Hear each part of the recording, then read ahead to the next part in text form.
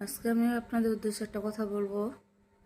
কার সাথে আপনারা 3টি কথা শেয়ার করবেন না বা 3টি কাজ করবেন না। তা হলো, কারোর সাথে টাকা দিয়ে লেনদেন করবেন না। কারণ টাকা এমন একটা জিনিস, টাকা মানুষের বন্ধুত্ব নষ্ট করে ফেলে। টাকা দিয়ে কখনো বন্ধুরও মন রাখা যায় না, ঠিক আছে?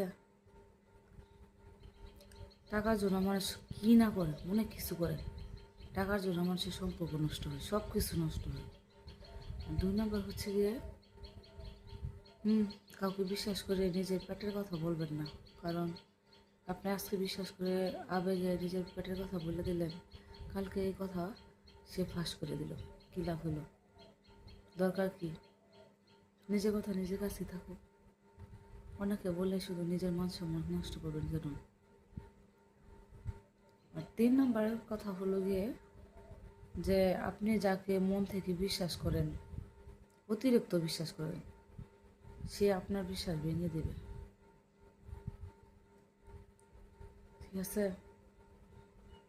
সে আপনার বিশ্বাস ভেঙে দিবে। আপনার বিশ্বাস ছিল যে সে কখনো এরকম কাজ করবে না, দেখা গেছে কি সেই কাজটাই করে ফেললো। তো ও যদি বুঝতো যে আপনি ওনাকে এত পরিমাণ বিশ্বাস করেন, আপনি এটা বললে অনেক কষ্ট পাবে, তা ও যদি বুঝতো তাহলে উনি কিন্তু বিশ্বাসটা ভঙ্গ করতো না। ওই বুঝে না বিদায় আপনার এই বিশ্বাস ভঙ্গ করছে, আর আপনি কষ্ট পাইছেন।